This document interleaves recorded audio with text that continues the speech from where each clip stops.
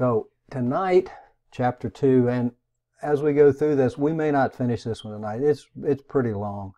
Got a lot of slides. I've added some images to it that hopefully will help bring some of these things kind of into a clearer what is this? What does this mean? So we're going to talk about attacks, the attacks and the attackers actually, and then the you will learn part. We're going to talk about how to categorize attackers. There are a number of ways depending upon how sophisticated they are. Social engineering, and that link that from the LeaderQuest blog, we're really talking social engineering there with those.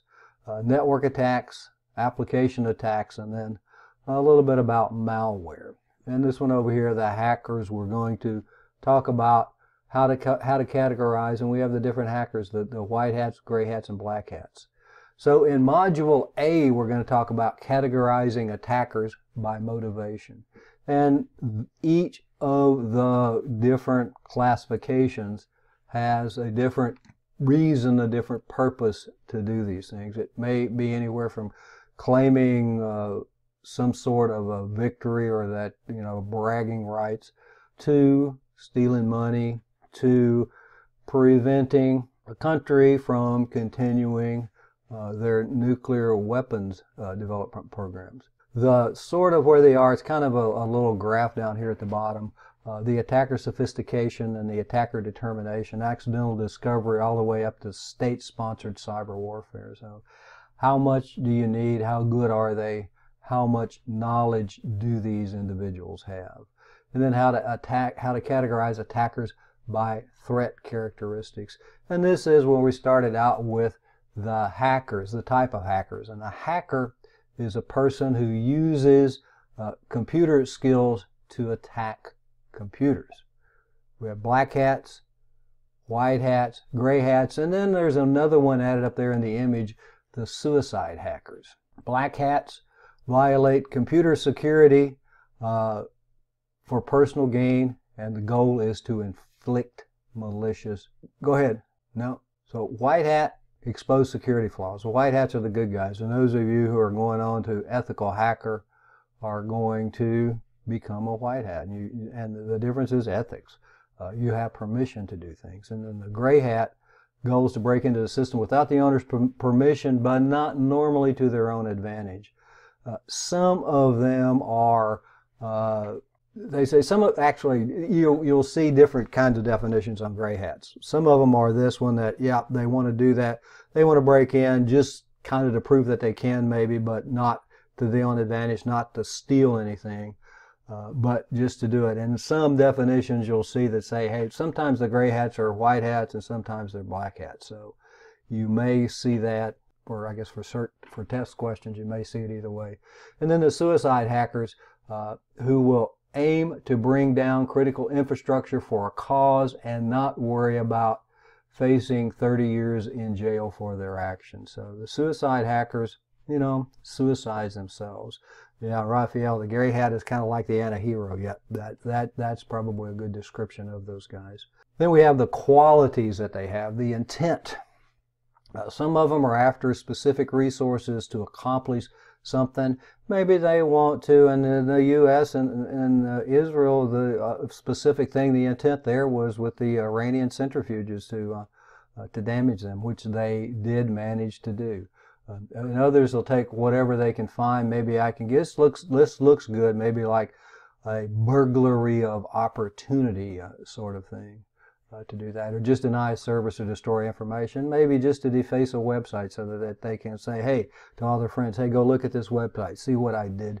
The sophistication, some are relatively inexperienced, the script kiddies, others more subtle methods, some are really, really good. The hack that got Home Depot, they were really good because they had been into Home Depot's system for like 18 months before they discovered that they had been hacked. So, and it typically is a long time before companies realize that something's going on, because as long as the hackers are really good. Resources, some work in groups, some work alone and have access to powerful resources. And again, as the resources become, the computers, the devices that we use become more and more and more powerful, it is easier for them to be more aggressive, to be more powerful. The Sony hack from a few years ago, oh yeah, there have been a number of them. The Sony, the government, the civilian personnel office got hacked also. I mean, there are a lot of them. They're supposed to have to advise everybody, except for the government, when there has been a compromise. Companies don't like to make this common knowledge.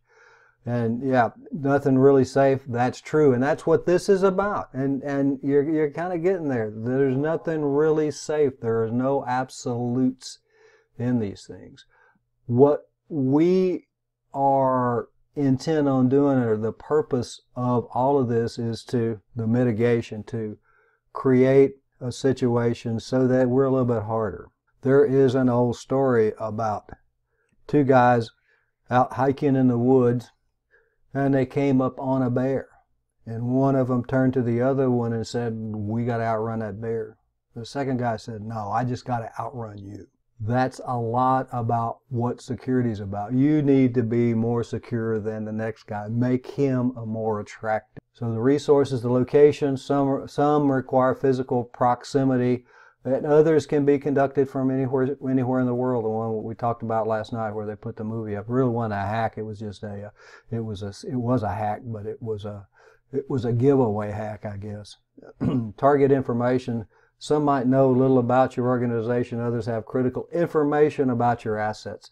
And that's all part of the initial steps in hacking, is where we look at, try to find out as much information using all the passive tools that we can in order to be able to know about the company, know as much as we can. Back to the job ads. I need a whatever. I need a Linux tech. I need a Windows administrator. I need a particular database. I need a Cisco tech. So once you find out those things, hey, I know something about what's there, and that's what hackers do. They keep going with this. The hackers that hacked the Jeep, and I think it was probably about 1.5 years, maybe 2 years ago, hacked the Jeep car while it was ran it off the road. It took about 18 months before they did that. 18 months of preparation. So it's not something that they usually just walk in and do. It takes a lot of preparation, a lot of effort in order to get there. So the common attacker types that we have here: script kiddies. They're going to be unskilled hacktivists, and I've got slides for each of these. The hacktivists, hackers who attack organizations to further a political or an ideological message. Organized criminals. Criminal hackers want financial gain. Competitors, unethical businesses attempt attacks on their competitors. And different attacks. Maybe find out about a product, and one of them one time said, you've got a security problem if your competitor comes out with a product that you're about to introduce in a different color. So competitors do go after each other. Insiders, and almost half of the attacks are from insiders, employees or former employees. Nation states, and then advanced persistent threat, APT, an ongoing series of sophisticated attacks, and these are associated with nation states, and those are going on all the time. A lot of them come from the Far East when we see those things. And this is just a listing of the ones that we have. Cyber criminals, script kiddies, brokers wasn't in that earlier list, but there will be a slide on them. Insiders, cyber terrorists, hacktivists, and state-sponsored. Script kiddies want to attack computers. They don't have the knowledge, they don't have the background to do it, so they download automated hacking software scripts from websites. And the bullet there, over 40% of the attacks require low or no skills. We can go get the kits that we need.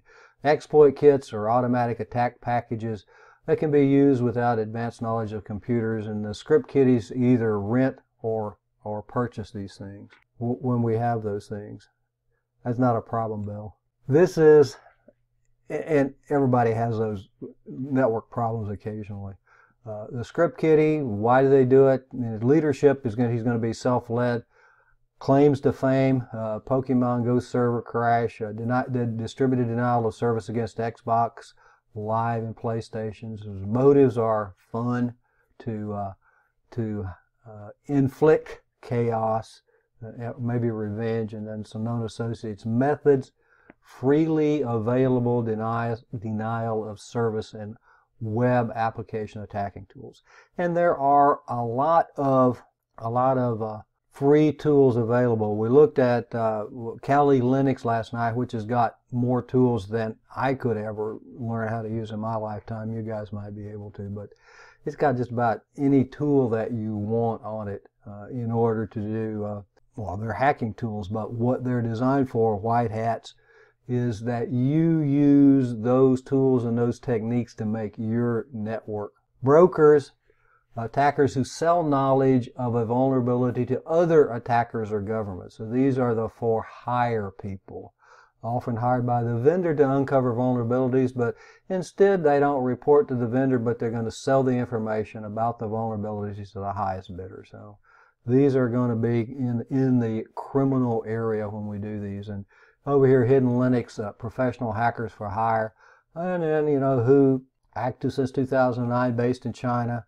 Experts in breaching high security targets, proficient, innovative, and methodical. And the key numbers, 50 to 100 operatives, 2 teams, 15 countries impacted, hundreds of organizations targeted, 3 zero-day exploits used since 2011. So we have those guys out there for hire. And I've always kind of thought that,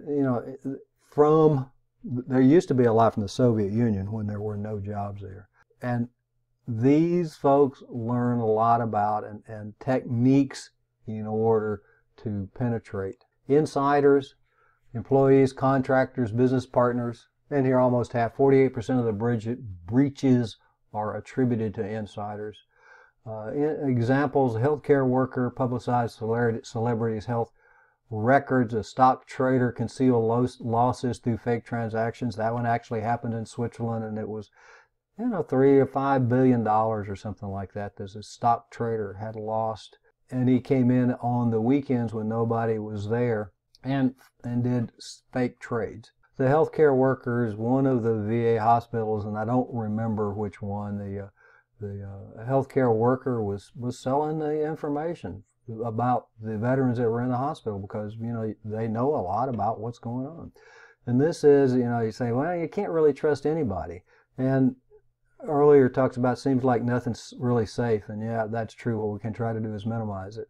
You got to trust somebody sometime, but you really have to be careful about the people that you hire and the people that are available to work in the areas where there is secure information. And all of you that had security clearances in the military, yeah, they're going to come back, they're going to check you, they're going to keep checking your background. Has anything changed? The cyber terrorist attacker's motivation, ideological for the sake of principles or beliefs, and it's almost impossible to predict when or where they may attack targets. A small group of computers or networks can affect the largest number of users, and the example here is computers that control the electrical power grid of a state or a region. And the power grids have actually been attacked. One in PG&E, the Pacific Gas and Electric in California, I think probably 2.5 years ago. Didn't do any damage because they attacked in the middle of the night. But power grid, that's something that is pretty important to us. If they can attack it and attack the power grid, you can wreak havoc. And when we talk about industrial controls, they're putting industrial controls on the internet now, so that they can control things remotely. Back now that I'm already off topic here, to the Home Depot hack. They got into them through the environmental controls. One of the technicians lost control of his password. The hackers got into the environmental controls because they want to control the AC, don't want people to use too much air conditioning, so we control it centrally. We had that at ECPI. You had to be careful and separate totally that network, that access because it's from outside. The texts are outside. They come in through the firewall, holes in the firewall. You have to separate that network completely from your production network so that you don't get those sorts of things. But Home Depot came in through the environmental controls, got to the database, and they were actually on what I've read on the system for about 18 months before they discovered that there was a hack. Cyber terrorism, an attractive option for the modern terrorist because you don't have to really go anywhere. It's cheaper than the traditional terrorist methods and probably safer. More anonymous, has a wider range of targets, can be done remotely, and has the potential to affect directly a larger number of people than the traditional method. So, you know, it's kind of a terrorism from your basement, I guess, but you really is cheaper. You don't have to go anywhere, and I think that the risk is probably going to be lower because you're probably not going to blow yourself up. Hacktivist, and up here is hacking plus activism, put them together, and we get the term hacktivist. Attack for ideological reasons, generally not as well defined as a cyber terrorist motivation. Examples: breaking into a website and changing the contents to make a political statement, disabling a website belonging to a bank because the bank stopped accepting payments that were deposited in accounts belonging to the hacktivist. Hacktivism is for a cause, could be any cause. Yeah, Anonymous, Raphael, so talking about the back here, the cyber terrorists and the hacktivists. Anonymous, I think that they're hacktivists. The Anonymous is a group that does those things. They attack, and they'll find something that they want to go against, and they're a pretty big group, and they can do quite a bit of damage. State-sponsored attackers, commissioned by the government to attack the enemy's information systems, may target the government's citizens considered hostile or threatening. And do we do this? Yes. Do other countries attack us? And the Stuxnet virus that was used against the Iranians was state-sponsored as far as anybody knows, and that it was an effort by the U.S. and Israel to sabotage the centrifuges that were used by the Iranians to purify the nuclear material. And what it basically did, since we used industrial controls and they had a central station where they would control these things, the virus would overspeed the centrifuges, burn them up, while sending back signals to the control that malware targeting government facilities and citizens having their email messages read without their knowledge. So different things in the state-sponsored. State-sponsored is going to be pretty high level. Lots of hardware, lots of support monetarily, and as well as whatever sort of information that you need, or software tools that you need in order to do these things. Cyber criminals, thieves, spammers, financial fraudsters. Spammers are the ones that send us all these emails promising us the great things, emails that we don't want to have. Maybe more highly motivated because they're after money. Willing to take more risks, well-funded, maybe more tenacious. The goal is going to be financial gain. The cyber crime itself is targeted against financial networks and the theft of personal information. Personal information so that they can maybe open accounts in your name. One of the other things that you don't really think about, I didn't think about until I read the story about this woman who couldn't get a job. Couldn't understand why she couldn't get a job. And finally did some research, and one of her friends had been arrested for a DWI or OWI, they call it here. And, her name was, Susan Smith. And what's your name? Sarah Jones. So Sarah Jones winds up being the one that can't get a job because now has a record, not from something that she did, but because somebody else used her identity when something bad happened to them. Cyber criminals divided into two categories: individuals and businesses. Use stolen credit card numbers, online financial account information, social security numbers to profit, and then Business and governments attempt to steal research on a new product as they can sell it to the unscrupulous foreign supplier. And the last one here, I think is the last one, the advanced persistent threat multi-year intrusion campaigns targets sensitive economic, proprietary, or security information. And those are going on, obviously because they're persistent, going on. The kind of I guess a little bit of a summary slide. We have the social engineer. There's some of the things that we haven't talked about. We'll talk about the spear phishing. Spear phishing is when we target high-level individuals. We had that where a campus director was targeted, and actually the targeting was successful, because when you start doing this, you're going to find that the people in high-level positions are not always the ones that have the highest level of knowledge, and there you've got to protect them, because they have access to a lot of stuff, but don't always know how to protect it, don't always know how to react to some of the things that they get. And Raphael says that's everywhere, and it is everywhere when we have those. The hacker, the rogue employee, and the ransomware. There's different types of cyber criminals. So we have the next module. We talk about social engineering, why it's effective, impersonation, about impersonation, phishing and spam, the things that we love to do.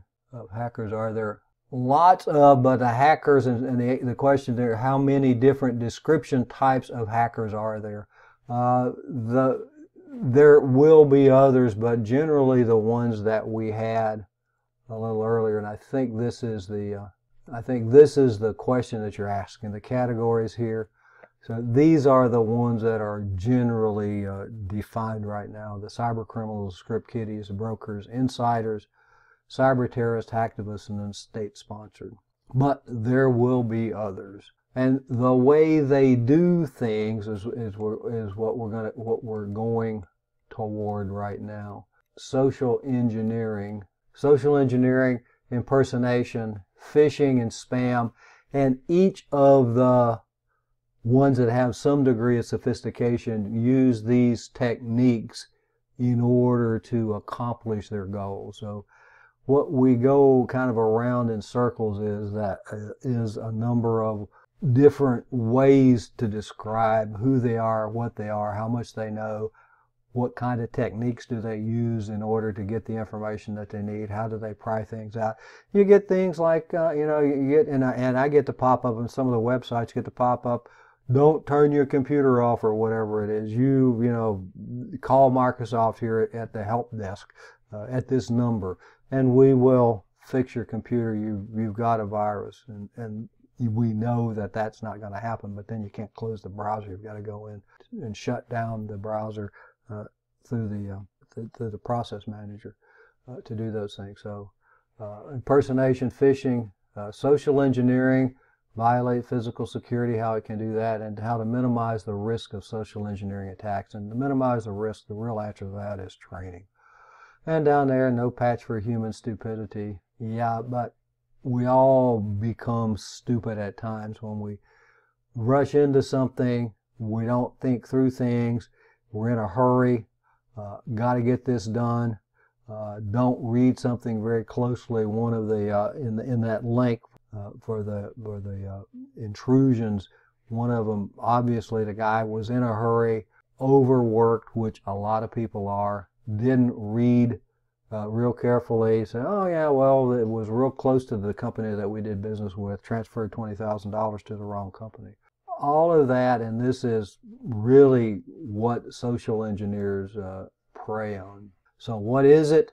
The art of convincing people to reveal. It's convincing people using multiple techniques to tell you something that you don't really have a need to know, that you don't need to know. Depend on the fact that people are unaware of their valuable information and careless about protecting it. Some of the others is that they're overworked. What I've kind of characterized, and hopefully nobody's a used car salesman, but or a car salesman of any kind, and salesmen, and these guys use the same techniques, that we you go in to buy a car and you know, what will it take? This deal's good until 9 o'clock tonight, those kinds of things. Social engineering uses some of those same techniques. And we have a comment here, Quintarius, that agrees with the second bullet. Yeah, a lot of people don't know the information, and they may reveal information careless about protecting it, and you may reveal something that you don't really know that should be protected. The behaviors vulnerable to attacks, human nature is to trust. We are generally, not everybody, but we're generally trusting individuals. And the human nature of trust is the basis of social engineering attacks. They depend upon people having a degree of trust. And then ignorance about social engineering and its effects among the workforce makes the organization an easy target. Training, again here, might threaten severe losses in case of non-compliance with their requests. That, you know, I'm the vice president of whatever, and I need you to reset my password right now to this, or you're going to be demoted, you're going to be fired, you're going to be moved. Different things are going to, different bad things are going to happen to you, severe losses, if you don't comply with the request. Lure the targets to divulge information, promising something for nothing, and then the targets are asked for help, and they comply out of a sense of moral obligation. Different ways that the social engineers get from the individuals. And then the social engineering attacks, a means of gathering information for an attack by relying on the weaknesses of the individuals. The social engineering techniques are going to be used to get information about the company before the attack actually starts. You know, there are a couple of places to go when you do that. The CEO's secretary. I used to have a CO, and this was kind of a social engineer, but when he didn't get something that he wanted, he'd call up the organization and ask to speak to the second. I don't have to bother the CO with this, your CO with this, so can you help me? And, you know, so they're really, in a lot of cases, would bend over backwards to help him because they didn't want it to be elevated. They don't have to explain why something did or didn't happen. Involves psychological approaches as well as physical procedures. And the little one in blue, these are two different approaches to this. People are trusting, distractingly overworked, and uneducated about security principles. Our humans are naive, unobservant, lazy creatures of habit who are terrible at judging risk, and you can pick whichever one you want, but that's kind of the mindset that the social engineer has when they go in to get the information. The principles and what the social engineer is going to use. The principle on the left and the description on the right. Authority, posing as an authority figure, such as a manager, an IT administrator. The one that we got, the campus director got an email, we're here from security and we want to help you. You've got a problem with your account, so we need you to send us your credentials. Now you've got a pretty high level account that's compromised. And some of the administrators wonder why they don't have administrative authority. We had a director of education, I guess, that decided that she should be an administrator on the network, was absolutely clueless about how everything worked, and managed to beat that one down. But you're going to have those kinds of fights. Intimidation, threatening someone's job or financial situation. Consensus, the human tendency to be part of a group. Everybody's doing, so-and-so helped me yesterday, but they're not here today. Maybe you could help me. Scarcity offers something rare or of perceived value. And I see this on the commercials now, on the Trivago, I guess, commercial, that everybody got the last room for this price, and they all got the last room, and the other guy, well, at least I got the last ticket to the game, and everybody gets the last one. Scarcity, familiarity, impersonating a friend or a family member. And you have probably read about that. What they're doing is they're calling the grandparents typically, and pretending to be the grandchild. who's, arrested or whatever else. And they need money, and you need to send money. And it's funny that they always want them in gift cards. So familiarity, urgency, encouraging swift action to gain a reward or avoid trouble. And this one is the one, the car salesman, you go to buy a car. This deal's good till 9 o'clock tonight. Those sort of things. The urgency, the trusting people. You don't expect someone to be dishonest. And that is not true of everyone, but that's kind of a human nature. We tend to be trusting, and that's what the social engineer preys on. Ultimately, the one at the bottom, most engineering techniques come down to the user believing what the attacker is saying, even if it's the techniques to get information. And this can either be that typically it's not face-to-face. Maybe phone call, email, those sorts of things. The problem with the face-to-face is you get body language, and without the face-to-face, there isn't any body language for them to deal with. The psychological approaches, the goal is to persuade the victim to provide information or to take action. And you could have, they had a number of spams, I guess, for years. It was, oh, this is from Microsoft, we're here to help you. You need to delete this file. And it would be obviously an important file. Many of them you can't now. You couldn't. You probably could then. You could actually, in DOS and back in the DOS world, you could actually delete the entire DOS directory. And the computer would keep running for a while. To take some action or to provide information. Use a variety of techniques. The attacker will only ask for a small amount of information. The request needs to be believable. We'll use flattery or flirtation to soften up the victim. Pushes the envelope to get information, and the attacker may smile and ask for help. And sometimes the attacker is going to create the crisis and then be the one to come in and solve the crisis. So all of those different techniques are available to them. I'll look at this one and then we'll take a break. Human-based engineering, posing as a legitimate end user, give identity and ask for sensitive information.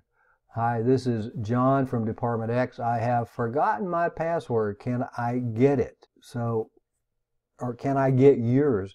And that's one of the typical ones that we have, that somebody calls up and I've got a presentation to give in 15 minutes and I can't get onto the network. I forgot my password. Can you give me your username and password so I can get on the network and get this presentation? And I'm, 5,000 miles away, oh, by the way. And if I can't give the presentation, I'm going to get fired. So, people give up their username and password. There was a survey several years ago, London, England subway system, and like about half of the people would give up their password for a candy bar. So will they or won't they? Posing as an important user, as a VIP of a target company or valuable customer. This is Kevin, CFO, secretary. I'm working on an urgent project and lost my system password. See, here we go. Can you help me out? Create me a new username and password. To do those things, or change the password. Here's the username, or tell me what my username is. Posing as technical support could be a call or an email. The emails typically work a little bit better. Technical support staff request the IDs and passwords to retrieve data. There's something wrong with your account and we need to get in to do it. Will you tell us your username and password so that we can fix? So at this point it is. Let's continue with social engineering. And some of these, I'm beating a dead horse, I guess, but impersonation, pretends to be somebody else, the help desk, repair person, manager, trusted third party, fellow employee. And back to the repair person. You ever think about where those guys can get the copier repair person? I mean, you just let them in. Somebody dresses up as a UPS delivery man, you're going to, a delivery person, you're going to get in. A manager, trusted third-party fellow employee, impersonating all of these. Often impersonate a person with authority because victims generally resist saying no to those in power. So try to impersonate somebody that does that. Computer-based social engineering. The other is going to be human-based, human interaction. Hoax letters and emails. We have pop-up windows, pop-up surfing the internet and ask for the user's information to log in or sign in. You know, the reason that these things happen is somebody's filling that information in. Somebody is giving it away. The hoax letters, warnings to the new user or new viruses, to the user on new users and new viruses, Trojans, worms that may harm the user's systems, chain letters, emails offer free gifts, money, and the software. This one that Microsoft, I think it was a Microsoft, to give you $1,000 if you send this. We know that's not going to do that. Instant chat messenger, and then spam email, which is not going away, I guess. And the reason it's not going away because, again, somebody's clicking on that stuff. Somebody is losing information, losing identity because of these emails. The ISPs, the email providers, are making efforts at least to filter out as much spam as possible, but still, some of it's still getting through when we do those things. Phishing, at the top, an illegitimate email falsely claiming to be from a legitimate site, attempts to acquire the user's personal account information. I keep getting one that says that I requested a password change, which I didn't. Would I click on here to go change my password? Phishing emails or pop-ups redirect the users to fake web pages, mimicking trustworthy sites that ask them to submit their personal information. You can get software to download a website. You can make it look pretty close to the way it should. One of the saving graces, I guess, on phishing is that they don't usually have English as a first language, and the syntax is not good. And then you'll look at one of the websites and it doesn't look quite right. The image is not this, the image is not that. The text maybe is wrong, the font's wrong, but they can come pretty close on these things. Sending an email claiming to be from a legitimate source to trick us into giving private information. Phishing attacks, common features, deceptive web links, logos, and again we have urgency, the urgent request. Part of the whole psychology of this is to force you into doing something. Variations of phishing is farming. It automatically redirects users to a fraudulent. People are the bad guys, and all the different categories of hackers are trying to get us, by using these techniques, to give away information that we shouldn't be. Phishing variations, spear phishing, target specific users or groups. And the specific users or groups, the specific users that are typically going to be targeted are obviously somebody that's got maybe specialized information, or it could be whaling down there, going for the big fish, targeting wealthy individuals, or maybe high-ranking individuals. Vishing is a voice. The attacker calls the victim with a recorded bank of messages with a callback number. The victim calls the attacker's number and enters private information for these things. And this is one of the things with the calling the grandparents, that the grandchild is in trouble and needs money, and you need to send money to do that. We got an email one time from, supposedly it was a phishing thing, from this couple that we knew, older couple, and it was, we went to wherever and the passport got stolen, wallet's missing, send money. And these weren't the kind of people that would do that in the first place. The email address was really, really close. If you looked at it closely, I think that there was one character, a G, looks like a Q, something like that, that were really close together. Would have been really difficult if you didn't look at it very closely. Didn't know that, yeah, this didn't happen, so let's see what's wrong with it. Trying to get you to part with your money. The phishings in this one, it says, in our precautions against internet fraud.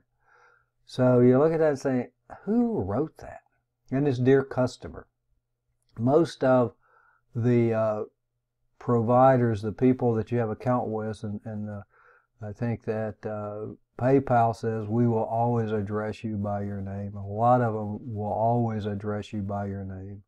Or I've got one that a company that's dear customer, but they say go to the website, don't say click on this link. So our bank come up with a new policy to prevent customers from being victims of illegal transactions.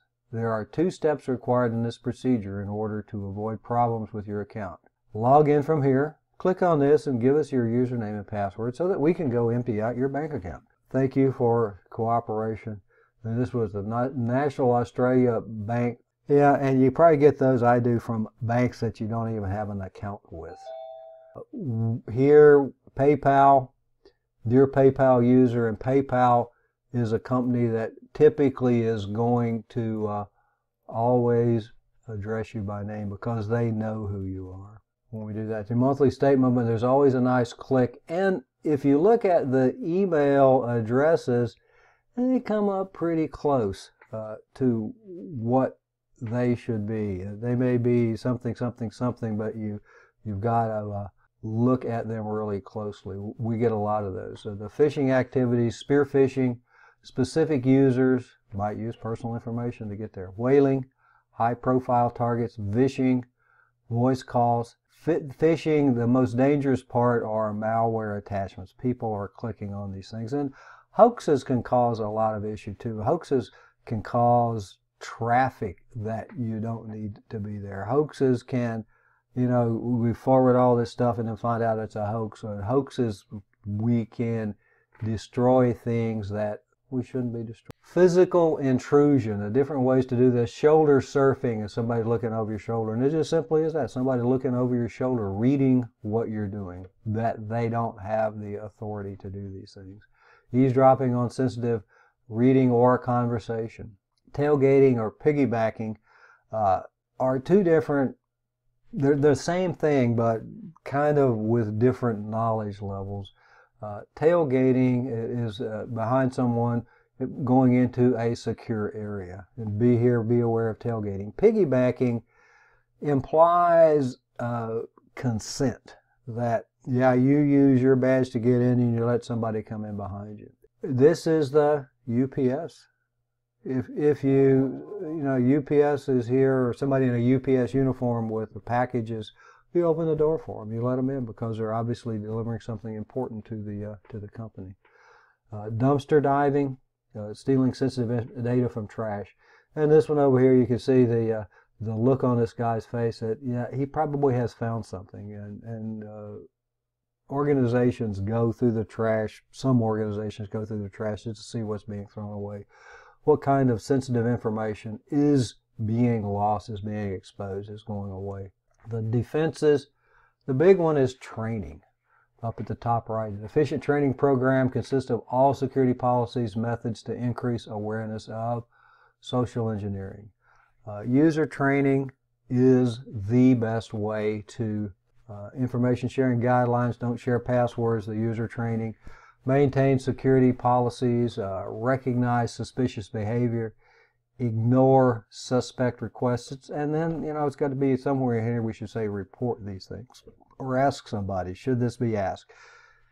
Call back, that we're here from IT. Well, I'll call you back, IT, because I know what your number is. And you call back and they didn't call you. One of the cases in that link on the blog was somebody had, the hacker had called the IT help desk, and this was at Apple, and had gotten some personal information from Amazon about the individual, gave that, and was able to get enough in order to get into the account and do a lot of damage to the account. Policies, least privilege and need to know. Least privilege is we're going to only give users access to the things that they need to do their job.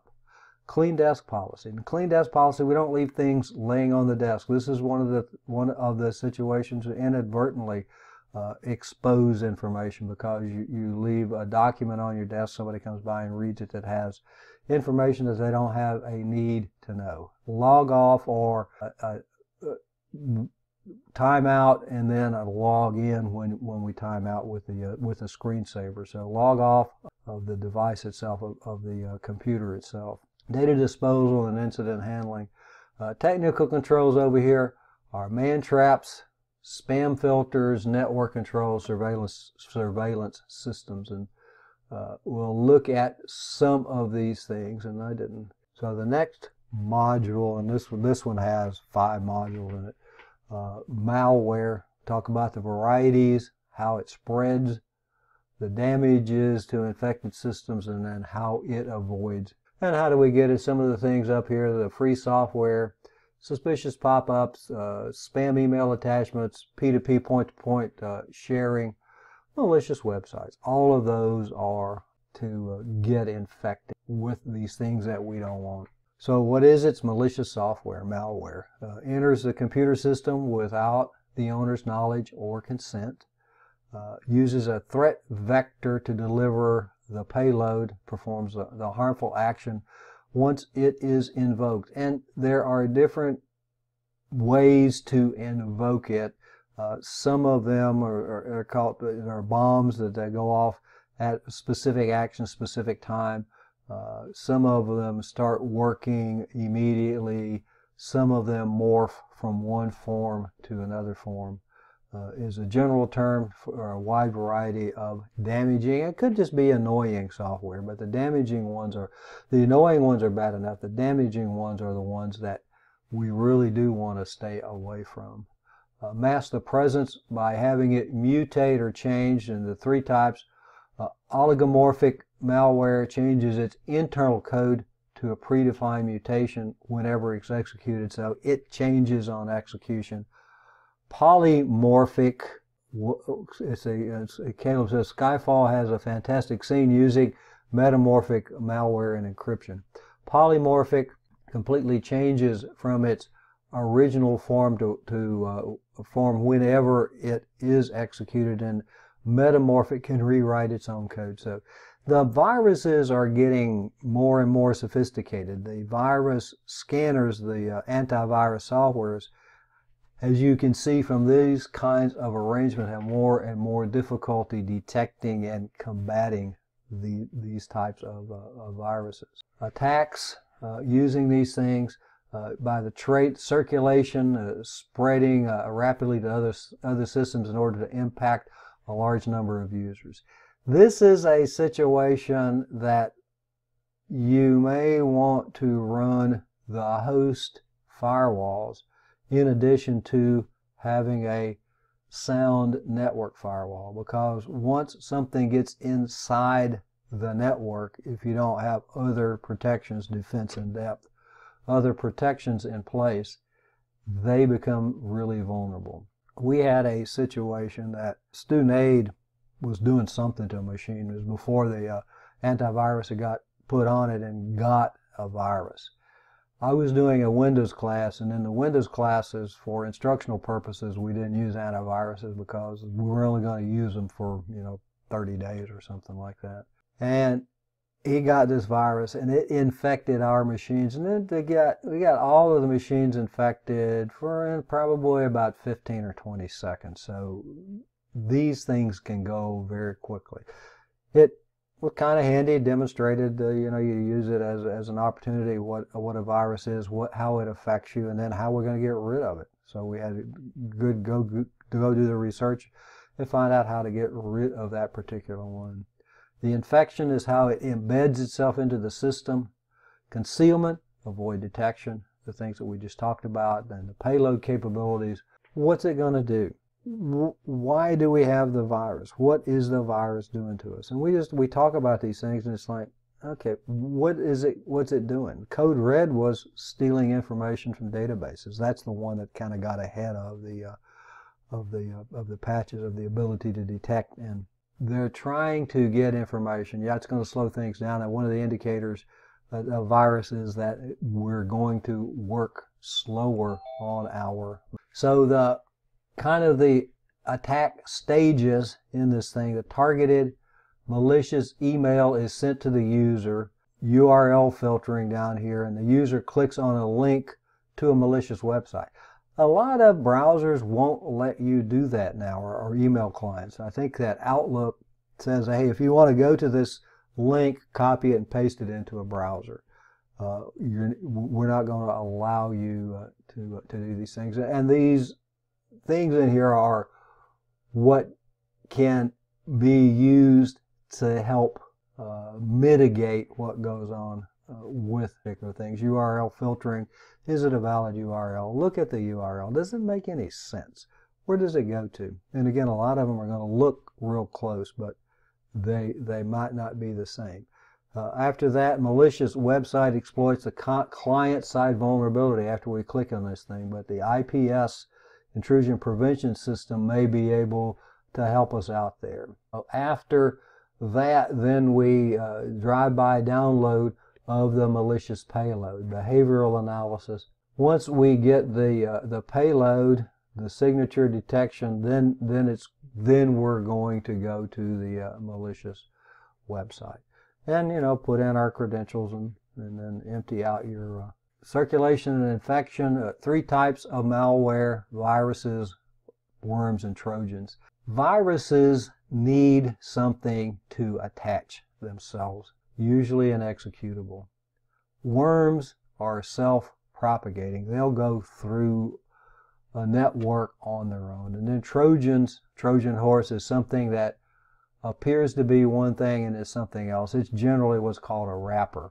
What we do is wrap the hostile, the damaging information in something that appears to be innocuous. We made one in a Security Plus class that we used remote access Trojan, or RAT, as the bad part, the infection, and then wrapped it in, I don't know, probably a solitaire game or something like that. So that, you got a solitaire game, you click on it, play solitaire, and while you're playing solitaire, your machine gets infected. So Trojan looks like something that is useful or helpful or good or not harmful, and then is. And then the list down here: types of malware, spyware, rootkit. Rootkits are particularly dangerous because they load before the antiviruses are able to detect them.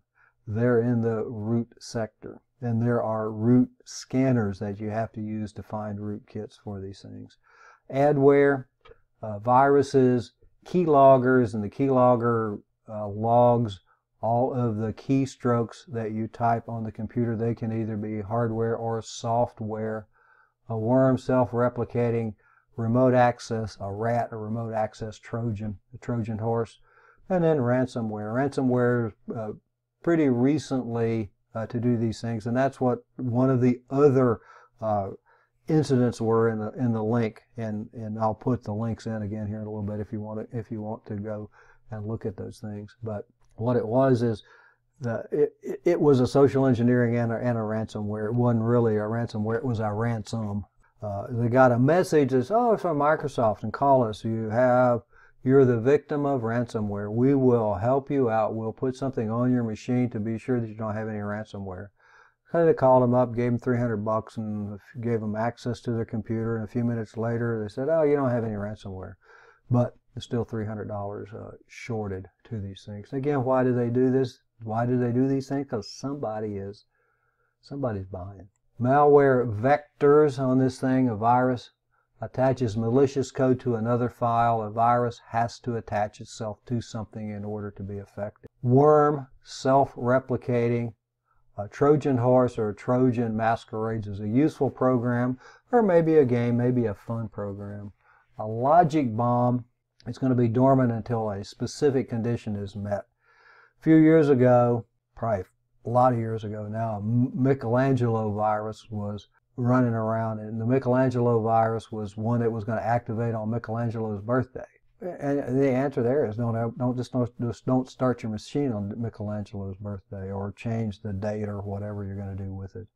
And then a watering hole, an infection on a trusted site or service used by actual targets. A number of different vectors, ways that the devices get infected. And we have more than viruses, obviously. And this is watering hole. Watering hole may be something that is a little bit newer term. We've heard viruses and Trojans and worms for a lot of years. But in this thing, a watering hole attack, cyber criminal stalks an individual group of people, often without an organization, to find out which websites they visit regularly. Will then test the regularly visited websites to find their weaknesses and inject it with an exploit. A criminal finds a website that can be compromised. They're able to redirect the user to a site hosting the exploit code, the vulnerability. And then the compromised website is now waiting to infect with a zero-day exploit, like a lion waiting for its prey at a watering hole. And that's how these things kind of get their names. Some of the if you ever look at some of the Linux stuff and the documentation and the terms there, that was written by old hippies. Viruses, malicious computer code that reproduces itself on the same computer. A program virus, a computer virus on the computer. The program virus infects an executable program file. A macro and Office and Office, Word and Excel are famous for macro viruses. A macro is a series of instructions grouped together as a single command. A macro is if you're going to do the same thing over and over and over in a document, instead of doing the same thing over and over and over, you write a macro and you just run the macro when you do. A common data file is a macro virus that's written in a script known as a macro. So we have a macro because we're using macros. The macro virus can then be used to infect. Infection methods: the appender appends itself to the end of a file, and these can be fairly easily detected by virus scanners. Regular scanning is something that should be done, and I think that even Microsoft's gotten to the point now that you really got to have something running. Working virus, the infection phase here is hopefully, I said I like pictures, this one kind of makes some sense and probably kind of doesn't make some sense. In the replication phase, it replicates itself and attaches itself to an executable file in the system. Some of them infect each time they are run and executed completely, and others infect only when users trigger them, which can be the time of day, day of the week, a particular event, the logic bomb sort of arrangement. This one here, before infection, we have the executable file, the IP, the start of program. After the infection, the IP, the start of program, or the IP does a virus jump, and then it goes to the start of program. So the machine is, or the program is now doing abnormal things. Worms, programs that self-replicate, sends a copy of itself to other network devices, may consume resources, leave behind a payload to harm things. It's just like a virus. They all are going to do something a little bit different.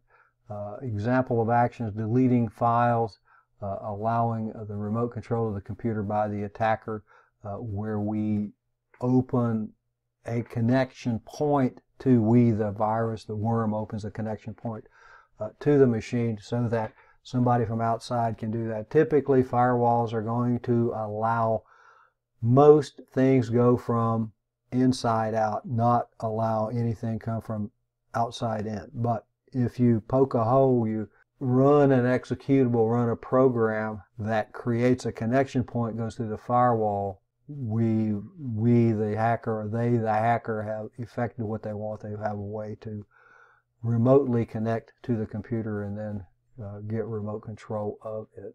Trojan, a Trojan horse is an executable that does something other than advertise. The one that I was talking about, we did a remote access Trojan, a rat, and wrapped it with a solitaire game so that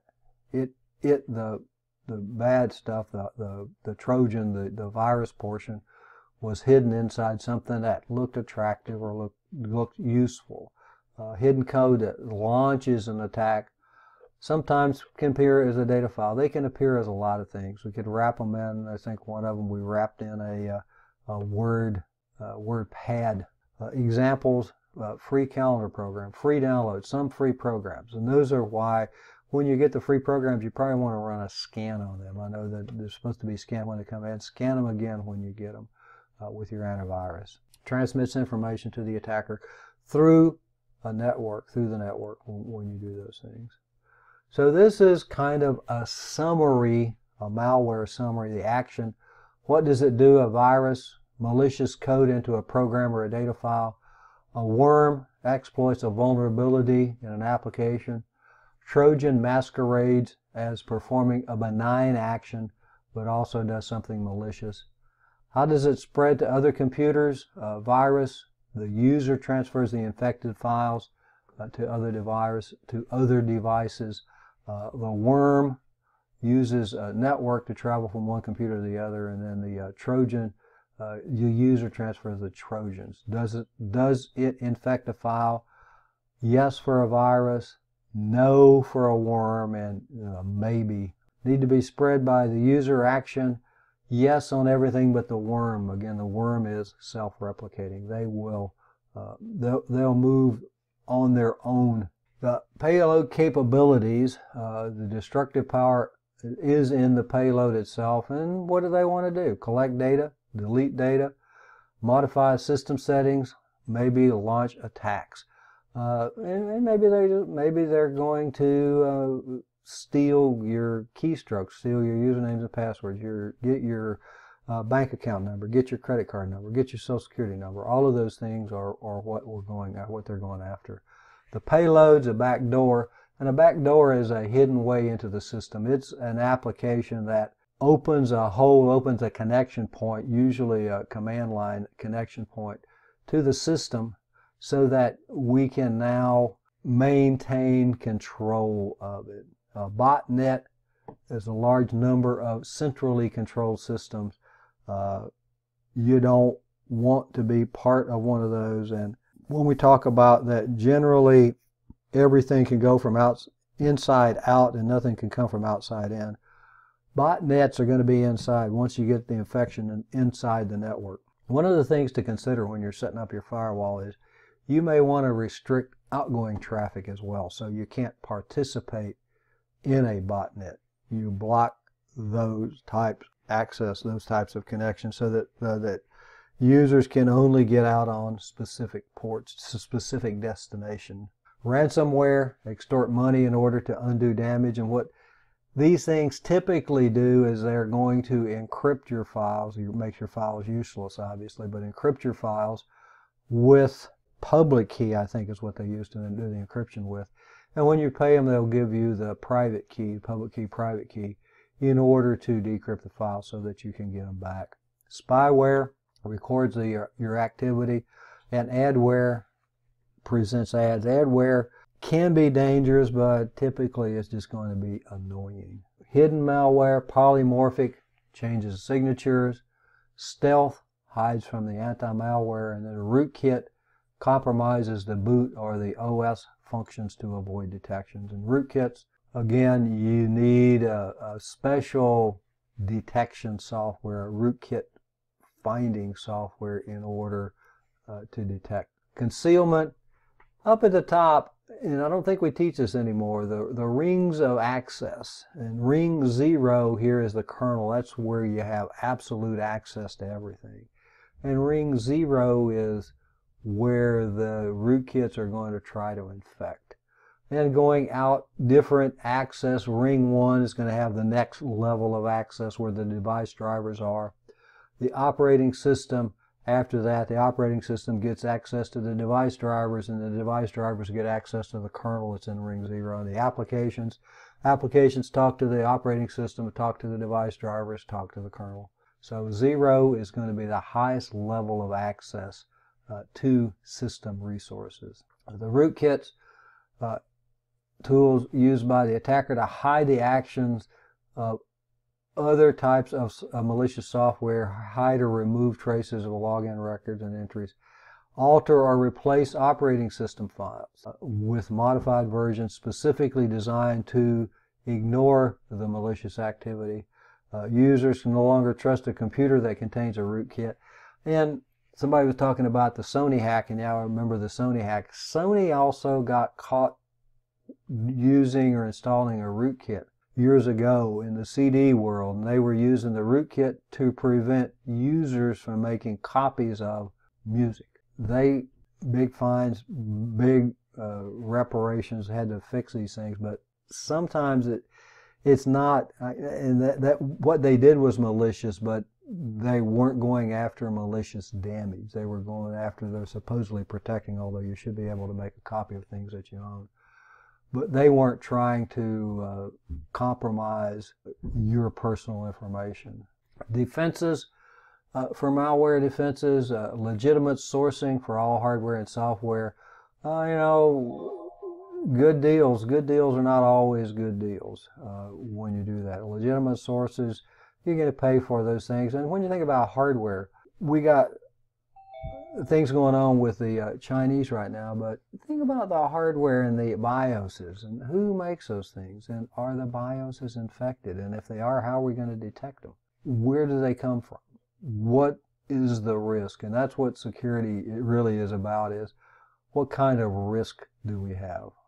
Anti-malware, the antivirus, some specialized scanners for the things like the rootkits. System permissions, restricting user installations of applications. My story about the nursing instructors who absolutely positively swore that they had to have the authority to install the softwares that they could test before they took it into the classroom, and then they went on the internet to places that they shouldn't have, installed little helpers like the shopping plugins that they shouldn't have, and wound up with some very slow machines. And they say, oh, my computer is so slow, the network is really slow today. And because they had installed a lot of software, malicious software, that really shouldn't have happened. Maintain that. You don't allow them. I think most places don't allow regular users to actually install things. IT should be doing most of the installing. And in the Windows world, most stuff's going to be installed by policy anyway.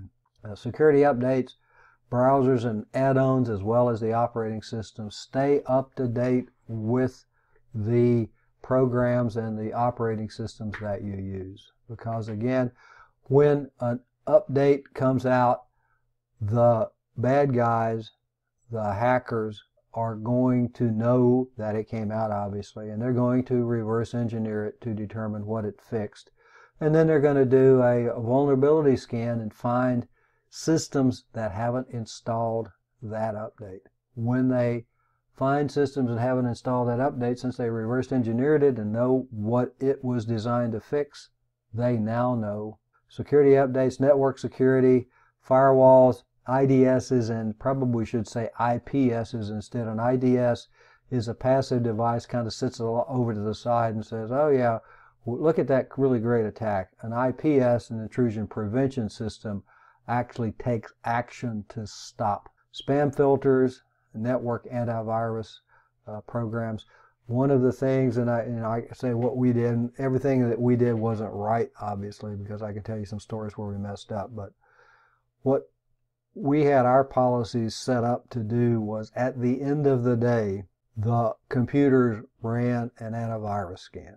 Well, first they checked to see if there were any new definitions for the antivirus, and then did an antivirus scan.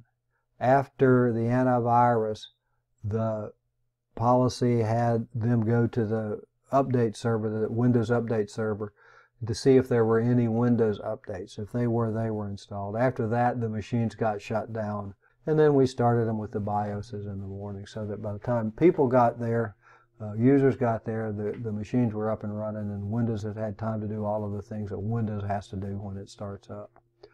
Policies and training, unknown sites, links, and basically don't click on anything unless you know who sent it, that you know somebody that you know and you were expecting it, that you have this thing, be it links, be it documents, attachments, anything else.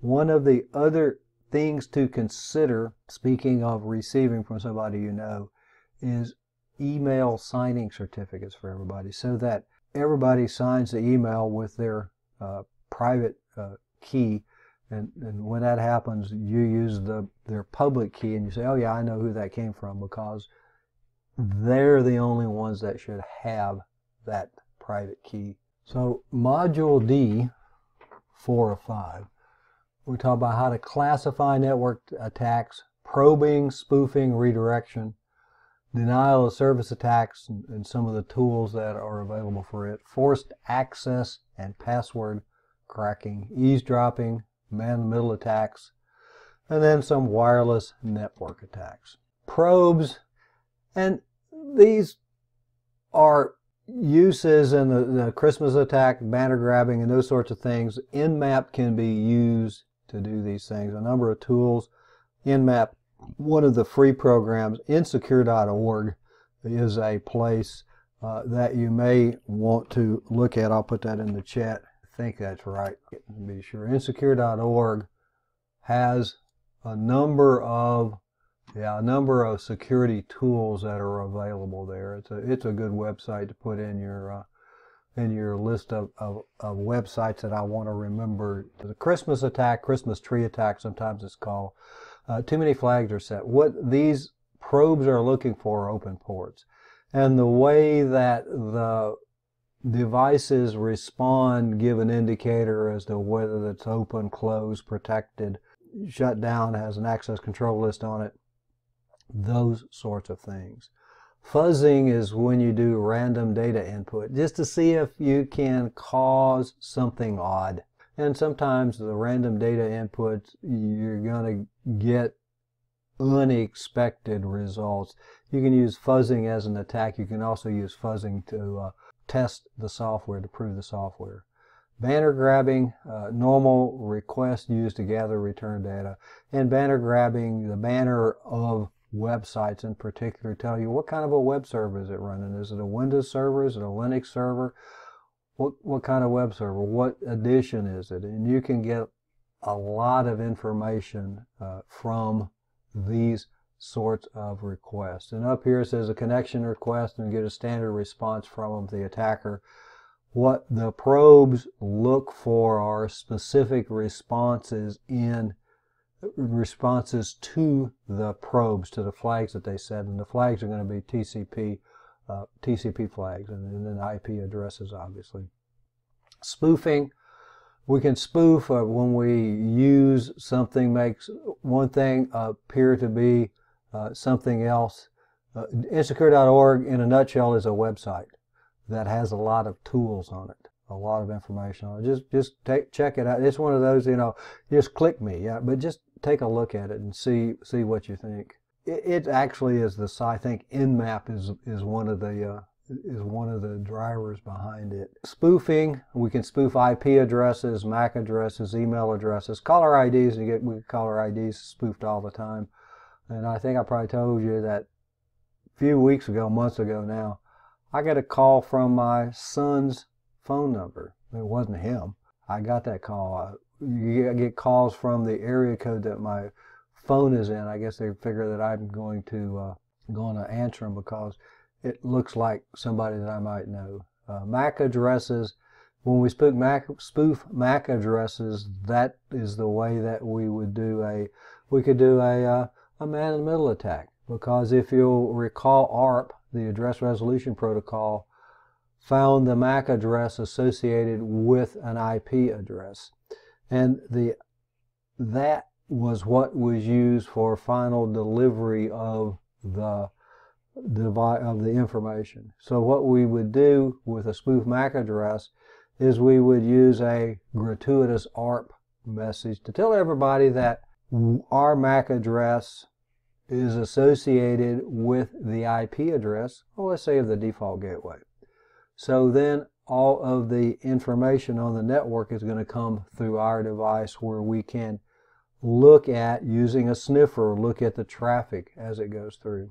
What can we get? Maybe we get username and passwords, maybe we get social security numbers, maybe we can get credit card numbers, maybe we can get information that we want. What breaks a man-in-the-middle attack, this MAC address spoofing, is going to be VPN security, HTTPS, secure connections. To spoof an IP address, and if you think about that, if we spoof an IP address, the answer is not going to come back to us unless we spoof a MAC address along with it, because it's then going to be resolved to the correct location. You can use a spoofed IP address to cause damage, maybe to do a denial of service on so that all the answers go back. Spoof these things when we pretend something, when we spoof it, we put in a false. Redirecting, ARP poisoning, talked about a little bit, usually performed by insider attacks. Reason being that the MAC address is only useful on that particular network link. The MAC address, local MAC address, is not going to be useful on the other side of the router.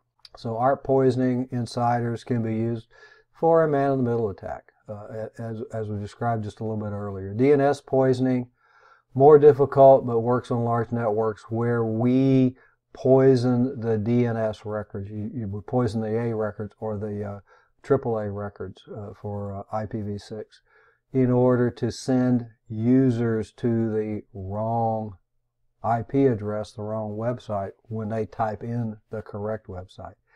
Some of the high-level firewalls, we're going to fix that for you. I used to do a DNS poisoning lab where you typed in Yahoo and you went to Google, and typed in Google and you went to Yahoo.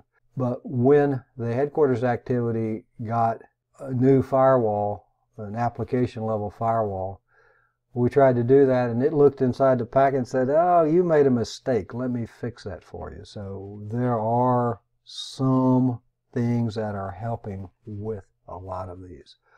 A host file alteration. The host files, in the beginning, when there were 3 computers in the world, and that time did exist, instead of using IP addresses, we always like to use names.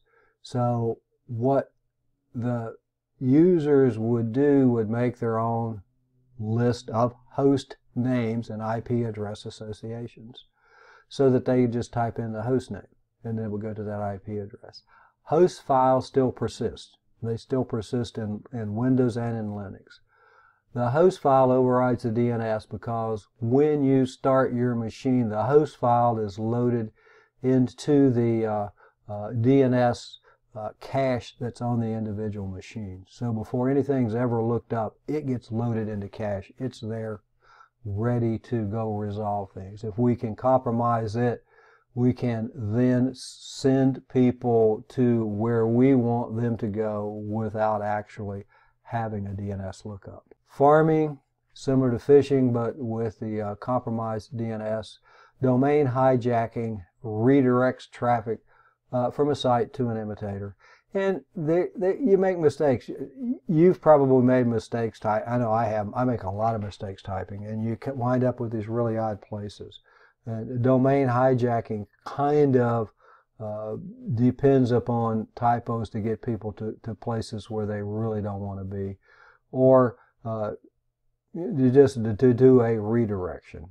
VLAN hopping, and we talked a little bit about that in networking. VLANs are an administrative action that we take on a switch to create broadcast domains. And what we can do is go from one to the other, particularly with the native VLAN, because the native VLAN untagged, it has to match on both sides of the trunk. If it doesn't, we can hop or go from one VLAN to the other. But what VLAN hopping does is goes from one to the other. VLAN, we have the student VLAN and the faculty VLAN and the let's say the accounting VLAN, where they put in pay rates or whatever. You would want to hop from your VLAN to the accounting VLAN so you could change your pay rate maybe or something like that. I know that's not going to happen, but just what it does. ARP poisoning, the attacker modifies the MAC address in the ARP cache to point to a different computer. And it is one of the ways that we would do a man-in-the-middle attack, so that when somebody wants to go to the internet, goes through the default gateway. The default gateway is now my MAC address. It's going to go through my device. And I can use, again, a sniffer to watch these things. ARP's not a very smart protocol.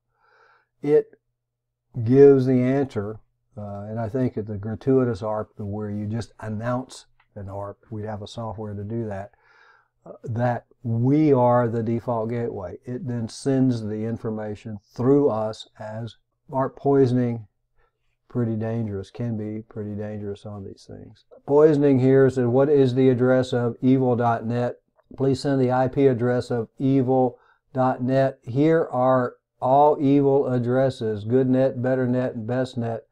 192, each of them was 192.168.1.1. So the attacker's address here, we send to the victim, 192.168.1.1. What is the address of good.net? Well, good.net is here 1.1. But we get the address of evil.net. So poisoning sends us to the wrong location for different things. Probing aside, and this is just from Kali Linux edition, there are a number of probes that are available. We can do a number of scans in order to see things, and I think we looked at, and we did, and I'll start in a little bit the Zen map and do a scan of internally here on a couple of things so you can see what those are. But probing a site is looking for open ports, looking for places to compromise it, looking for vulnerabilities, looking for unprotected, looking for anonymous FTP 21, port 21. So actually first they're looking for port 21, and then after port 21, can I actually get into it with anonymous access? So we're going to have a lot of probing going along. The next thing that we're going to talk about is denial of service. And denial of service just simply prevents somebody from getting there, prevents the legitimate use of the resources. The attackers flood with non-legitimate requests. There are a couple of ways to do this. One is to fill up the pipe, and the pipes have gotten much bigger. The bandwidth has gotten much more significant, so it becomes more and more difficult to do a denial of service just based on traffic. So what we use are other techniques here. Denial of service floods with non-legitimate service requests or traffic to overload its resources, prevents it from performing its intended task, and the overload request is going to be the SYN attack, where we send in a lot of SYN requests, execution requests, and don't complete the three-way handshake in the TCP world, so that the buffer that keeps that half open, is what they're called, half open connection, is very small, and it can be a number of different ways to do that thing. And here we have attack traffic and regular traffic. The attack traffic is taking most of the bandwidth, and that you may not shut it down completely, but you shut it down enough so that it's slow enough that it is effectively. So denial of service, a deliberate attempt to prevent authorized users from accessing a system. Most attacks today are distributed denial of service attacks, not from a single source, but from a bot army, because it takes lots of them, hundreds of thousands of zombie computers, to flood the device with requests. And when that happens, then obviously we're going to be able to have that denial. So the reflected, this is just images, the distributed denial of service, we have the zombies. The reflected is one where we would use a spoofed email address. The attacker would spoof the email address of the server, send traffic to all of these, maybe a broadcast domain, and then the answer goes back to the target, to the spoofed IP address, because it's always going to back, IP address spoofing is always going to go back to the address that is actually there. More denial of service, how it works. The attacker here, the steps one, the attacker, the handler, the attacker sets a handler system, and the handler infects a large number of computers over the internet, and then the zombies are going to attack the targeted system. So handlers, attacker has handlers, and the handlers send the malware, infects the malware, and then it would give the command to actually when to attack after it gets enough devices that have been compromised. DOS variant, denial of service variants. The ping of death is when we send an oversized packet. And it used to be an effective attack. I think that it's kind of been overcome by events, by the controls that are in TCP. But what it could actually do, the ping of death, could crash a server. Malformed packets. Systems don't know what to do with a malformed packet, with something that isn't what it expected. So it's just simply going to drop them, or it could cause some sort of a processor overuse, I guess is the term that I want to do. And then send flood is when we do the send packets, the multiple send packets to tie up the information, to tie up so that the destination, so that other legitimate traffic can't form connections. So permanent denial of service, bricking, and that has happened sometimes intentionally, sometimes unintentionally, where the operating system or the hardware has permanent damage to it. And it's unintentional denial of service when we do it to ourselves. My DHCP lab, where they didn't turn off all of the DHCP servers, and the next day people got addresses. They were supposed to be on a 10 network. They got addresses on a 192 network. Couldn't go anywhere. So we have those sorts of things to deal with also. Ping flood, send a large number of ICMP echo requests. The ping utility, the multiple computers, rapidly send a large number of requests. And again, these are getting harder and harder and harder to do because the hardware is becoming better and better and better, and the bandwidths are improving. At 10 megabits per second, yeah, we could do that.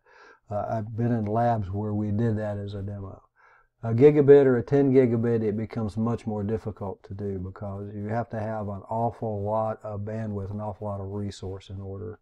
And then here, the large number of the server will drop legitimate connections and refuse new connections. ICMP flood attack, denial of service attack. The perpetrator sends a large number of packets with fake source addresses to a target server in order to crash it. After the threshold is reached, the router rejects further echo requests from all addresses in the same security zone for the remainder of the current second and the next second as well. So they can be configured to deal with, not necessarily stop, but deal with some of the attacks to the others. The Smurf attack, and this is the reflected attack. Smurf attack is what has been called for years. Tricks the devices into responding to a false request to an unsuspecting victim. This is one where we would spoof the IP address of the victim and then have maybe multiples, maybe a bot army spoof the IP addresses. And then the ping or the tens of thousands, yes, we may be able to cause damage to it. And the devices that are activated with the spoofed address send the answers obviously back to the real address, the target, the victim, when we do that. The denial of service, the send flood, takes advantage of the three-way handshake. We have the send, the SYN-ACK, and then the ACK. If we just send multiple send synchronization packets and don't ever complete the three-way handshake, the buffer fills up. And when the buffer fills up, legitimate connections can't be made. And this is, kind of an image of what the normal establishment. And this one, we just send flooding. We just send packets. They're going to send the SYN-ACK back. We never do the ACK in order to complete the connection. Firewalls typically can help you out in that when we get all of these and the SYN-ACK comes back, it'll actually do the acknowledgement to the device and wait for the other end to complete the connection. If it doesn't, it's going to drop the connection. So again, a way to combat it, not a way to totally fix it, but a way to do some combating of it. Same thing here, the denial of service. Computer A waiting for a reply from A on the attacker's computer. Well, you see the SYNAC, and then the acts never actually complete. We never get the three-way handshake completed. We never get the connection completed.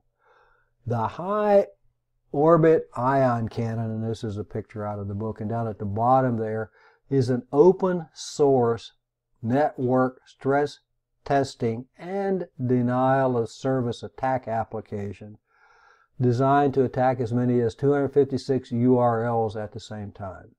It replaces the low orbit ion cannon. So things that can be used to stress, and there are times we want to use a stress test. Can my hardware, is it sufficient? Can it live up to the things that we need to do? So we may want to stress test some of these tools available as hacker tools. Can also be used for good in order to improve our network, to test the network, to see where the weaknesses are, where the vulnerabilities lie in these things. Password cracking, and I put a couple of things in here to kind of, and don't necessarily look at these and say, oh yeah, it's going to take 2 centuries to do this. This is relative. As the hardware and the software, the password cracking software has become better and better, the time to crack these passwords gets reduced significantly. But the objective here is to show the difference between the number of characters in a password. 7 characters, 8 characters, 9 characters on down the line. And this is just letters. Is it going to take 2 centuries to crack that one? No. Because the password cracking software, if it gets it right the first time, it's only going to take a few seconds. These are theoretical numbers. If we add digits, numbers, and special characters, those are things that will significantly increase the amount of time it takes to crack these softwares. Until we get to rainbow tables, the ones on the left, where the brute force creates all the different combinations, but generally in the brute force you have to specify how many characters the passwords are going to be. So the longer the characters, the longer the characters. The more characters that we have in the password, the longer it's going to take to generate all those hashes to try them out. A dictionary attack tries entries from a list, the dictionary words. And the dictionary words can be a lot of different things. And just because you're using obscure words or foreign words, don't count on them. A hybrid attack, dictionary attack plus common variation. So what we're going to use is a dictionary attack, and it's going to use then the dictionary is going to use uppercase, lowercase, all lowercase, those kinds of things, and may append numbers to it, because a lot of times we append numbers to passwords. We want to keep this one. This is a good password. Let's just append a number to it. A birthday attack finds a hash collision, and what a hash collision is 2 sequences. We looked at a hash, what it looks like. 2 sequences of characters that create the same hash is called a birthday attack, and that is a hash collision. Rainbow tables are pre-compiled hash lists. So it is basically a table of hashes, and the rainbow tables are pretty effective. They usually, I think that I read somewhere that it takes 20 minutes or something like that to crack a password with rainbow tables. These are not something that you're going to get overnight, just on a regular download. These things are tens and hundreds of gigabytes of files. Patch the hash uses the hash stolen from a single compromised system. This is the reason that you want to use different password accounts, because somebody compromises one account, they get that hash, that password hash, then they're going to try it out on other accounts. And if you have used it in multiple locations, you're going to have multiple compromises for these things. And this over here is your Windows password already cracked. Simple passwords, complex passwords, the character length, 8, 9, 10, 11, 15 over here. You get, long passwords tend to be better, tend to be safer. I'm not going to say that, yeah, if you do that, they're going to be safe. They're going to be safer. Can they be cracked? Eavesdropping is when we're listening in on things. Packet sniffing, NIC goes into promiscuous mode. Normally, a NIC only accepts the information that's going to its MAC address. But in promiscuous mode, it's going to accept everything so that we can see all of the traffic. Now, keep in mind that if we're on a switch, we're only going to see the broadcast traffic and the traffic is to us. Things to other MAC addresses aren't going to come to us because of the MAC address table that's in the switch itself. Yeah, that's not a problem, Quantarius. Circumventing segmentation, VLAN hopping, and ARP poisoning, and then using plain text protocols. Plain text protocols, things like Telnet, which are in fact plain text. We can see them in a sniffer. We can see the passwords. You can actually see the data. If you use or sniff an FTP download, it's going to show you within the system what the data actually is that's being transferred, the FTP data. So plain text protocols are easy targets for replay attacks, man-in-the-middle attacks. A replay attack where somebody records the password hash and is going to replay it in order to try to authenticate to a resource. A session replay, where they're going to replay the session, maybe the session key in order to be able to decrypt things. Session hijacking. And these things are not something that somebody's just going to walk in and do. Session hijacking, where you steal somebody's connection and you take over the conversation, takes a lot of timing. And what one of the questions says, a lot of luck to do those things. The downgrade is if, yeah, well, I can't use the better protocol. So the connection gets downgraded to what's available. And when security protocols negotiate, they will negotiate to the point that you have to have the ability to do and undo on both ends of the connection.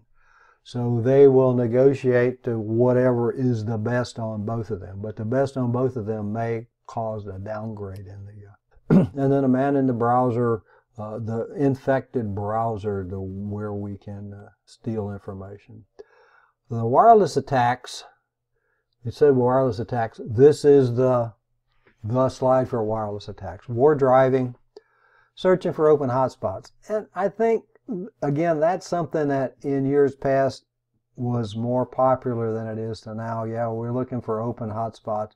You're driving in a car and you have a software and you're scanning for open wireless access points. And the reason I say I don't think it maybe not as popular as it used to be, because there's a lot of places that you can go to get internet access. Encryption of text, WEP, the wired equivalency protocol, insecure. We know that. TKIP was designed to improve WEP until we got to WPA and WPA2. And WPA2 is the at the moment the final destination for these things. WPS is where we can automatically add devices to automatically configure devices on a wireless access point on a wireless router. I've never really understood why you need that to do that, but I guess some people need the push button instead of going in and typing in the pre-shared key or whatever you're going to use, whatever security you're going to use. Problem with WPS that it is weak. It uses a character string, a key string. Actually, it uses a number string, and you can only got 9 numbers, so it has a very limited capability in order to be able to be secure and to limit the connections that go to it. Most of them today, if you have a hacking attempt against them, will actually just shut it down and not do anything. A rogue access point is an unauthorized, somebody brings in, and the evil twin down here would go with the rogue access point. A rogue access point, somebody brings in a wireless access point or wireless router because, you know, they want to do something ill, or they just simply want to have more devices connected from their location. The evil twin pretends to be one of our access points. It uses the same SSID. And that's why it's used for a man-in-the-middle attack, because it fools users into connecting to it instead of connecting to the corporate one. Disassociation, it says a packet with a spoofed address. What a disassociation does is basically knocks you off of the wireless, so that it's a type of denial of service attack. Jamming is going to do the same thing, radio interference. Blue jacking and blue snarfing, two things that sound the same that are different. Blue jacking is just an annoyance, an unsolicited message. There used to be a YouTube video where a guy did a blue jacking somebody with their Bluetooth headset on, and the default pin was standing in line, Starbucks or someplace, and the guy doing the blue jacking was talking to him in his headset. Blue snarfing is attempts to steal information, theft of information. Near field communication, steal information or money. Near field communication doesn't go very far, but anytime that you're using wireless, it can, at least theoretically, be intercepted by somebody. RFID can be longer range. They're used for ID, RFID, ID tags, tagging things in stores when you walk out and the buzzer goes off, those sorts of things. Different types of attacks that can be used on Module E, the last module in this one. We talk about application vulnerabilities, attacks, how application attacks do damage, and server-side injection attacks and client-side attacks. Exploits, we're going to talk about privilege escalation. Directory traversal is when you are able to get additional folders. And that would be something like you go to a website, and the website, the files are going to be in a folder, and the directory traversal would be you would be able to get 2 different folders on that machine when you're only supposed to be able to get to the one and read the files that were in the web folder. Arbitrary code execution, malicious code on a target computer. And then resource exhaustion, we send too much data, and we've talked about some of the things that would exhaust the resources in the denial of service of these things. Input manipulation, the header manipulation changes values in the headers used by the protocol, the MAC or the IP address.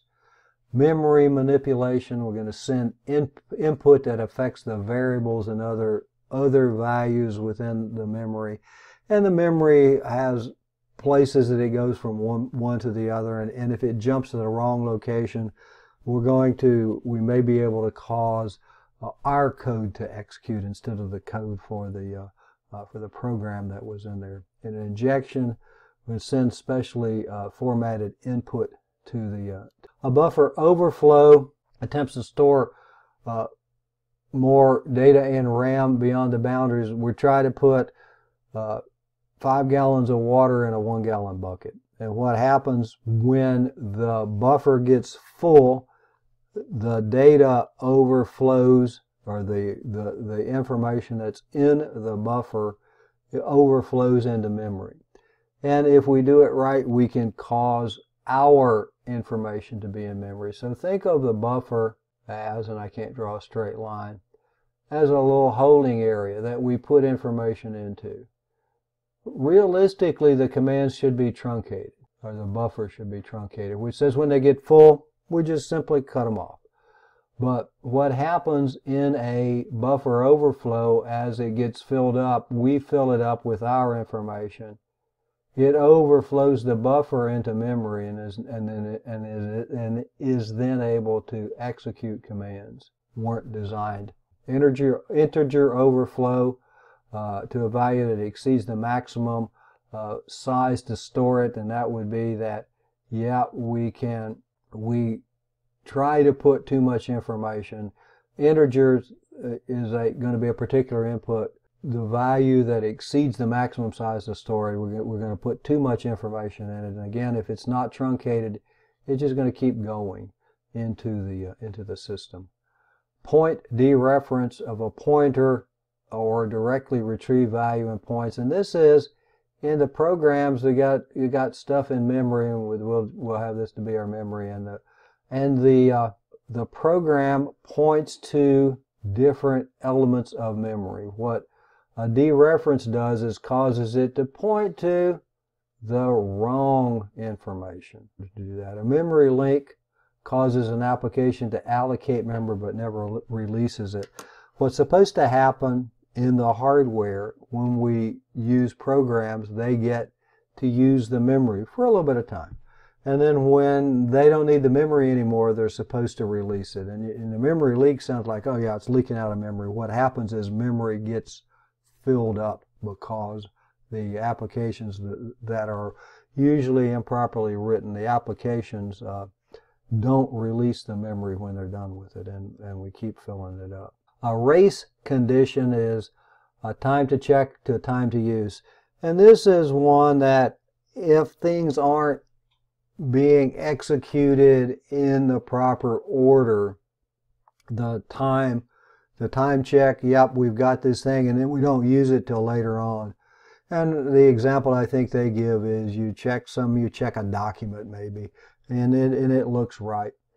And you know, somebody else comes along later and makes a change to it. And you said, oh, I checked the document, it was right, and you go ahead and send it. And it's not right. And that's what the time to check to time of use means, that the program checks and yeah, it's there, but it doesn't use it immediately. Changes may be made before that particular operation happens. And multiple operations are going on at the same time. And what this does, the race condition manipulates the order of the operations. The way to do that, secure application design. In secure application design, checking applications are going to come up consistently as ways to prevent a lot of these conditions. This is, welcome to the Security Dojo. This one was in here. This is the login here. It says this is the web goat. And again, if you want to actually practice and do some of these things, WebGoat is an intentionally insecure website that you can do injections, you can do all sorts of nasty things to it without actually doing any damage to anybody. SQL injection says unfiltered escape characters, and I think that I've got kind of an example here of what it might look like. Unfiltered means that we're not checking it. And a lot of this injection requires, again, a vulnerability. It's not something that, you can go up to any SQL server. SQL is a structured query language, a database language, and put in these hacks and it's going to respond to you. If it's properly written, properly filtered, checks the input values, does the things that it should do, then the hacks shouldn't work on it. But unfiltered, special characters used in the SQL, improper input types, the wrong data types into the fields, and again, these are filters should be configured on these that prevent these from happening. You get a message back says, oh, you're supposed to do this or you're supposed to do that. And what you can get is maybe a dump of the database or some unexpected results from the database causes changes and, step by step in order to get from one to the other. Stacked queries, additional queries into one. And it's kind of like configuring a router. If you try to put multiple, or writing a program, try to put multiple commands on a single line. What you're doing is just keep putting the stack queries, additional queries into one, just send all of them in. Blind injection, information, gathering information through the page output changes, and then signature evasion, hiding the signs of the attack from the IDS or the IPS, the prevention system, or the targets SQL servers by injecting malicious commands into them. SQL used to manipulate data stored in a relational database. And this is where the usernames and the passwords are going to be. Forgotten password example, the attacker enters incorrectly formatted email address. The response lets the attacker know whether the input is being validated. So it says that, it's improperly, you're supposed to enter your email address or enter your email address in this format. And that is the way that the hacker would find out if the input is being validated. Are you checking to be sure it's entered correctly, or can I just use different techniques? And down here, the attacker enters the email address in the SQL statement. Is processed by the database. The example from field equal whatever or A equal A. The result is all the email addresses will be displaced. And this shows some logic. These are an attack on servers that are not properly configured. And this is where we go in and get our vulnerabilities, a vulnerability assessment or a scan in order to see what goes on with this thing. These are some of the SQL commands. Whatever and email is null, determine the names of the different fields in the database. Whatever and one, select count from the table, discovers the name of the table, and then find specific users. The variable MIA, whatever, drop table members, erase the database table. Whatever, update members, set email equal to whatever, and then the attacker email at evil.net, where email equal mia@good.com, mail the password to the attacker's email account. Again, the injection statements, and one of the popular ones is after or where 1 equal 1, and of course 1's always going to equal 1, and then you would get validated. But different kinds of things that might be used for the attack. I left this one in. This might be the result. Goat Hills Financial, this would be from WebGoat.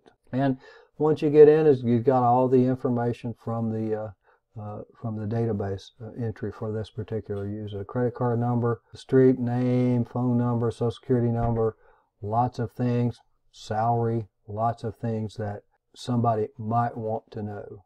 Other injection techniques: no SQL injection, non-relational databases, LDAP, network directory services. LDAP is used by a lot of directory services for authentication, including Active Directory. XML injection, XML databases, and all these things are specific. So when we talk about, nothing is secure, nothing is secure, but it really takes quite a bit of work in order to get a lot of this stuff. Command injection, remote shell, DLL injection targets the running processes, the data link library for Microsoft. Some client-side attacks, phishing and farming, application vulnerabilities for these. The browser add-ons can be exploitable. They can be malicious. Cookies, and now the websites have to tell you if they're using cookies. Cookies in and of themselves are not dangerous. What they do is record information, the configuration that you might have used on a website, so that when you go back you don't have to put in as much information on these things. Local shared objects, flash cookies, and then attachments obviously are going to be dangerous. Over here, phishing, we have the attacker that's going to the DNS server, going to the fake server. In phishing, we're going to click on the fake website. Farming, again, DNS. The attacker has compromised the DNS server so that when we go to the real site, we're going to get redirected. Cross-site scripting. A script is uploaded as a permanent contact. What we've done here is stored or persistent. It's going to be uploaded as a permanent content. Reflected, the script is temporarily placed in an error field or a search response. And then DOM-based, the script runs entirely in the browser. Cross-site scripting is, again, when we get redirected. from a valid site to an invalid site. Cross-site scripting, and it's XSS and not CSS. So here the perpetrator discovers a website having a vulnerability that enables script injection. It injects the website with a malicious code, steals each visitor's session cookies, and then the 3 here: for each visit to the website, a malicious script is activated on the website visitor, and then the visitor's session cookies is sent to the perpetrator. Again, cookies, as long as they're not compromised, can be useful to us.